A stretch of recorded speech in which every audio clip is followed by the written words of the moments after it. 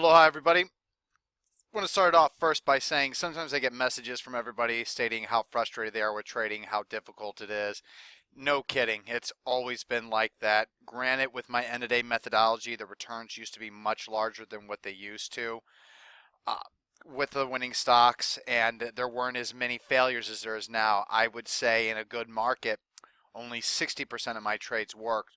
When back before, we had previous members track my long positions, and I don't know how to find some of the old records, but this one guy, Jesse from Colorado, did a few years, and they used to be about 70% winners, 30% losers, and of course those winners trounced the losers. It's not like that anymore. If I'm right 60% of the time, I'm super, super excited. But just let you know, I feel your frustration following Monday's session. It looked like that not only was I completely on the right side of the market, but all the new long positions I took over the weekend were going to rock. And most of them got filled in the morning. And after the first 30 minutes, it looked like it was going to be an amazing session overall. What the hell happened? I don't know, but stocks didn't follow through. We're in the summer periods, but it's a little disappointing. But it happens. So I just want to tell everybody, if you feel frustrated with this market, trust me, nobody feels more frustrated than me. Weird thing on Monday, all of those new long positions I took, they all technically worked. Only one hit a partial sell stop. EVBG, which is one of my top 3 favorite stocks, which proves to you how shitty I am at picking the one stock. This was my favorite one this weekend, which I didn't want to say, but this was the one. This is my favorite one. Guess which one hit a stop? This one, the only one to hit any stop, EVBG. Fortunately, it reversed higher, closed above the stop levels, and it looks like it could be a buyback position. But for now, it's not a buyback, but half my position remains, and hopefully it triggers another long signal. But everything else worked, including LNTH, which worked too well. I have to use the 1580 level now as my new limit. It was 1565. And then FOXF. I didn't get filled on FOXF. My limit was at 3270. Never touched it, so now my limit is 3275. I pare back some of the position. But everything worked. Everything looks good. It's hard to really complain about everything. But at the same time, what the hell happened? We got a pretty weak close. We reversed the morning strong session. An amazing rip-roaring strong day turned into a pretty crappy day. So take all that into consideration when I go over the new long positions. I'm going to start out with COTV, as this was a technical canceling quality stock. COTV, after pocket pivot point signal on Friday, followed through that move with volume coming in above average, and you see how BOP increased from the day before? That's my confirmation with the bullish candle over candle pattern here. Now, at the saying all this, COTV is a little extended. You can see it's 5, 10, and 20-day moving average are not in the real body of the price move between the open and the close. It just hit the intraday outside range there. So I'll still go ahead and put 2% of my account capital for canceling, which, by the way, I'm so fully invested. Everything's 1% for quality for right now. Speculative positions are still just $1,000, so like 0.25% of my account capital total, right around there. It's off. It's like 0.20%. It's right around there, but you get the gist of what I'm doing with these positions. But COTV, I want to get long using the closing price 38.68, since all those moving averages are outside the real body, or else I'd be using 38.94.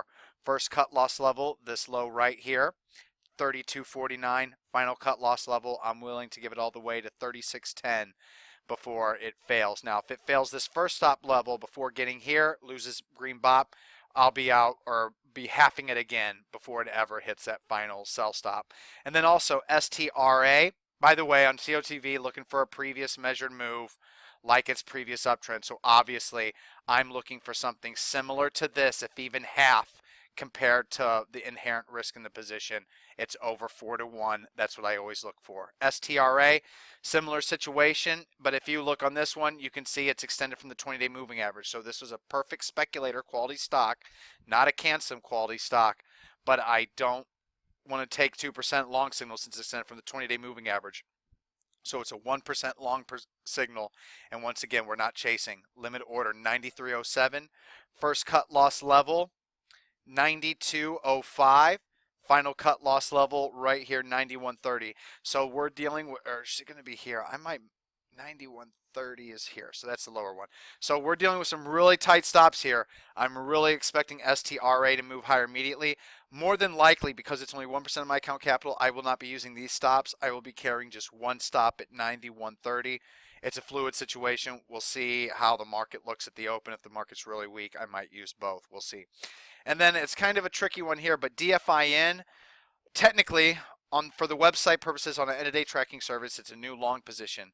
But for me, it's an ad signal because I decided to make this a buyback signal on Friday. I just didn't want to post it because as I was buying it back, because I just had too many long signals.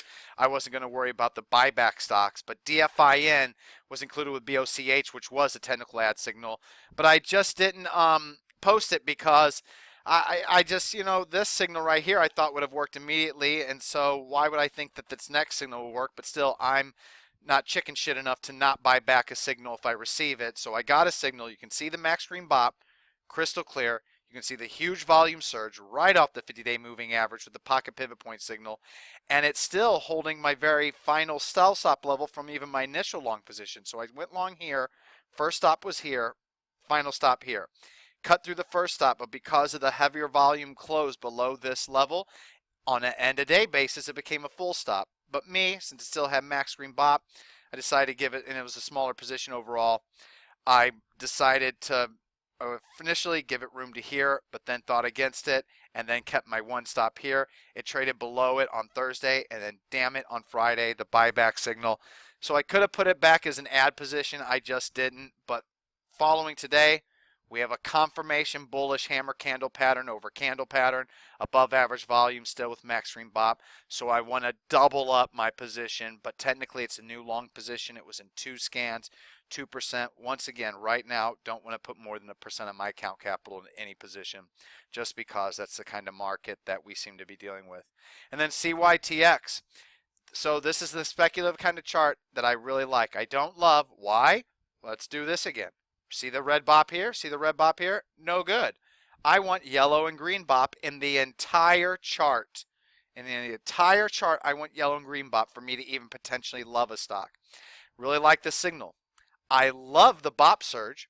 I love the volume surge with the pocket pivot point signal. And I love the bullish candle pattern on top of the candle pattern. The problem is, do you see those 2 candle patterns right there, Thursday and Friday? Trust me, this stock showed up on my scan both days. Because it's up 0%, it still makes my scan. I look for anything up from 0% higher on some of these stocks.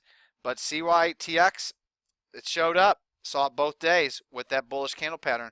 But there's no real volume confirmation, and BOP isn't having any higher highs. All of a sudden on Monday, BOP surges to max green, got the volume surge, but the price move is now a tad extended. So instead of getting long at 104, the limit now is 108. So we'll try to get long CYTX at 108. First stop loss is 98 cents. You could also use the 1 level right here. That's up to you. I'll be using 98.